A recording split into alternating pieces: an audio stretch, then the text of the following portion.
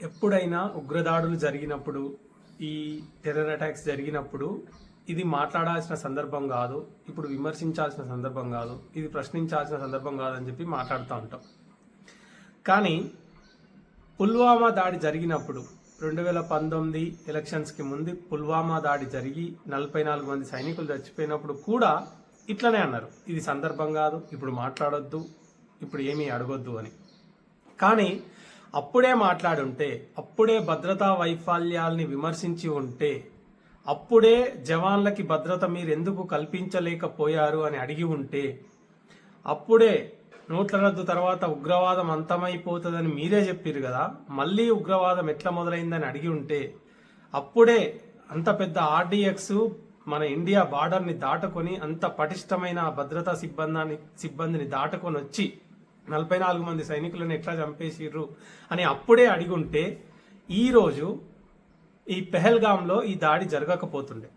అప్పుడు మనం భద్రతా వైఫల్యం గురించి ప్రశ్నించలేదు కాబట్టి ఇప్పుడు మళ్ళా అదే భద్రతా వైఫల్యం వల్ల అమాయక జనాలు ప్రాణాలు కోల్పోయారు. అప్పుడే మనం మాట్లాడుంటే. అయితే ఇప్పుడు కూడా ఏమంటున్నారు, ఇప్పుడు కూడా మాట్లాడొద్దు, ఇప్పుడు కూడా అడగొద్దు అంటున్నారు. ఇప్పుడు కూడా అడగకపోతే ఇట్లాంటిది మళ్ళీ జరగవచ్చు, అప్పుడు కూడా అడగొద్దు అంటారు. కొంచెం వెనక్కి వెళ్తే గోకుల్ చాట్లో బాంబ్ బ్లాస్ట్ జరిగినప్పుడు అప్పుడు ప్రతిపక్షంలో ఉన్న బీజేపీ మాట్లాడింది కదా, అప్పుడు వాళ్ళు ప్రశ్నించారు కదా, అప్పుడు వాళ్ళు విమర్శించారు కదా.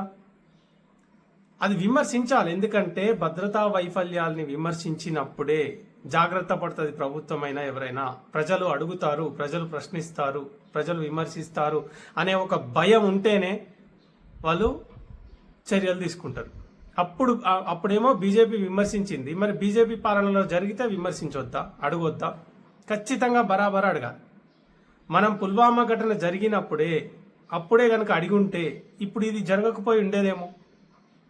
అప్పుడు గిట్లనే అన్నారు మాట్లాడొద్దని, ఇప్పుడు గిట్లనే అంటున్నారు మాట్లాడొద్దని. ఇంకెప్పుడు మాట్లాడతారు? మరి మాట్లాడాలి కదా, మాట్లాడితేనే కదా గవర్నమెంట్కి అని ఒక భయం అనేది ఉంటుంది.